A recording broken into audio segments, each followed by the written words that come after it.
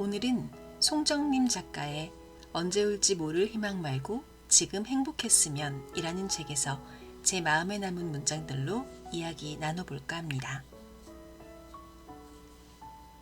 모든 시간 중에서 우리가 내 마음대로 할 수 있는 시간은 지금 이 순간 뿐이다.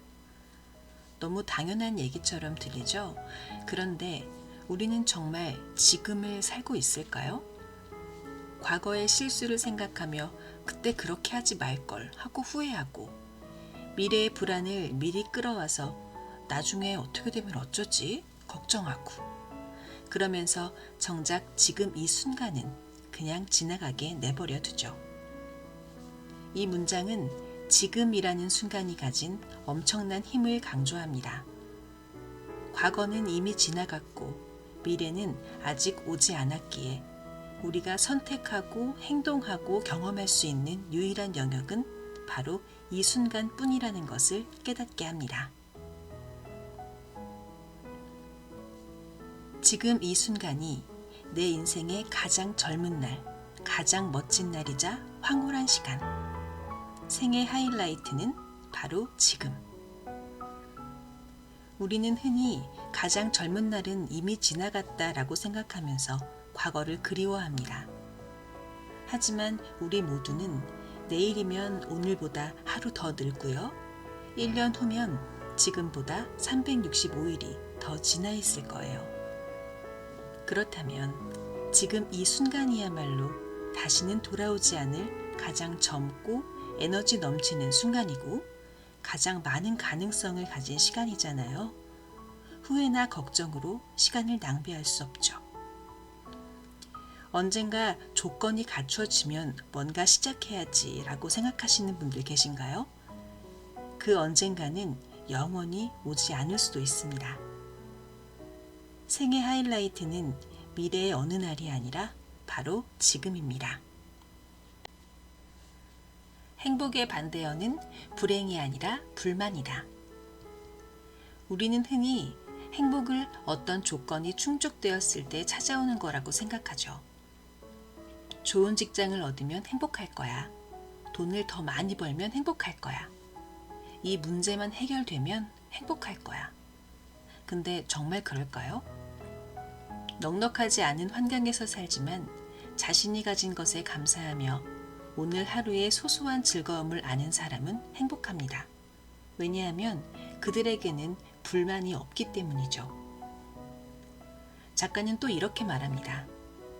불만 채널을 감사 채널로 돌리고 내 마음의 주파수를 감사함으로 고정시켜 놓는 일. 어쩌면 이것이 어둑한 그늘의 삶을 태양의 삶으로 바꾸는 유일한 비결. 똑같은 상황도 어떻게 바라보느냐에 따라 완전히 달라져요. 의식적으로 리모컨을 들어서 감사 채널로 돌려야 합니다. 이 채널은 내게 주어진 작은 행운들, 건강, 사랑하는 사람들, 오늘의 날씨 등 긍정적이고 밝은 신호들을 송출합니다. 불만 채널에서는 비가 와서 짜증나는 날이지만 감사 채널에서는 비가 와서 공기가 맑아진 날이 되고요. 불만 채널에서는 월급이 적어서 투덜대지만 감사 채널에서는 월급을 받을 직장이 있어서 감사한 것처럼 말이죠. 당신의 오늘이 어제보다 조금이라도 덜 슬프길 바란다면 행복하고 싶어요 라는 말 대신 난 행복해요 라고 말해보기를. 행복하고 싶어요가 아니라 난 행복해요. 이 작은 차이가 왜 중요할까요? 우리가 행복하고 싶어요 라고 말할 때 이 말 속에는 부정적인 의미가 숨어 있습니다. 바로 지금 나는 행복하지 않다라는 현재의 결핍 상태를 인정하는 것이죠.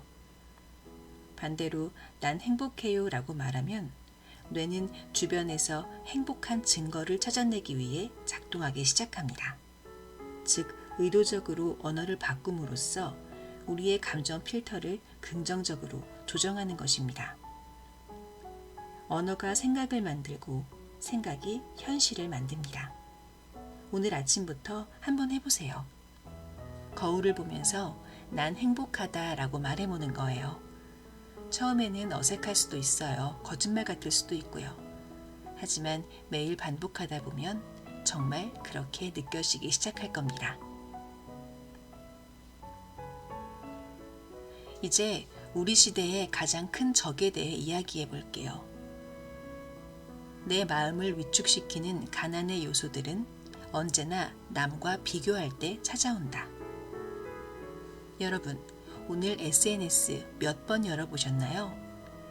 인스타그램을 열면 누군가는 멋진 여행을 떠나 있고, 페이스북을 보면 누군가는 승진했다고 자랑을 하고, 유튜브를 켜면 성공한 사람들의 이야기가 쏟아집니다. 그리고 우리는 생각하죠. 나는 왜 이렇게 초라할까? 나는 왜 아직도 여기 있을까? 비교는 나는 이만큼 가지고 있다는 만족의 기준을 없애고 끊임없이 나는 저 사람만큼 가지고 있지 않다는 결핍의 기준으로 우리의 삶을 측정하게 만듭니다. 결국 외부 환경은 변하지 않았는데도 내 마음은 끝없이 부족함을 느끼는 심리적 가난 상태에 빠지게 되는 것입니다. 반드시 무엇이어야만 한다는 강박. 작가는 이것을 슈드비 콤플렉스라고 부릅니다.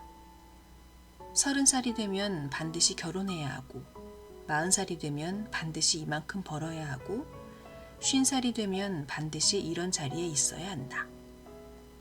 이 기준들은 대체 누가 정한 걸까요? 우리는 그렇게 보이지 않는 기준의 노예가 되어갑니다. 우리는 누구나 완전하지 않다. 뭔가 되어가는 과정일 뿐. 살아있는 한 끝없이 배워가야 한다. 여러분, 우리는 완성품이 아니에요. 아직 만들어지고 있는 중입니다. 우리의 삶 전체를 하나의 거대한 배움터나 실험실이라고 생각해 보세요. 살아있는 한 우리는 끝없이 새로운 도전에 직면하고 실수를 하고 그 실수로부터 배우는 일을 반복해야 합니다. 어제의 나보다 오늘의 내가 조금이라도 나아졌다면 그것으로 충분합니다. 그들의 하이라이트와 나의 일상을 비교하지 마세요. 살아가는 동안에도 중간중간 내 한계 배터리를 체크해야 한다. 지쳤다는 사실조차 모르고 달리다가 어느 순간 주저앉게 되어버릴 수도 있다. 바쁘게 살다 보면 우리는 피로를 커피나 에너지 드링크로 덮어버리고 감정적인 소진을 원래 힘든 일이야 라고 생각하며 넘겨버립니다. 우리는 경고등이 켜져도 무시하고 계속 나아갑니다. 여러분, 쉬는 것도 능력입니다. 멈추는 것도 용기예요. 지금 내 한계 배터리는 몇 %인가요? 20% 이하로 떨어졌다면 충전할 시간입니다. 오늘 이 영상을 보시는 여러분께 마지막으로 이 문장을 남기고 싶어요. 시간은 아쉬워하는 자의 것이 아니라 누리는 자의 것. 지난 시간을 아쉬워하며 보내지 마세요. 지금 이 순간을 누리세요. 문제가 생겨도 괜찮아요. 완벽하지 않아도 괜찮고요. 느리게 가도 괜찮아요. 우리는 모든 것을 통제할 수는 없습니다. 또 계획대로 되지 않을 수도 있어요. 하지만 그게 뭐 어때요? 우리는 지금 이 순간을 살고 있고 최선을 다하고 있고 그것으로 충분합니다. 생의 하이라이트는 바로 지금이니까요. 그럼 다음 영상에서 또 만나요. 지금까지 힐링 한 스푼이었습니다. 감사합니다.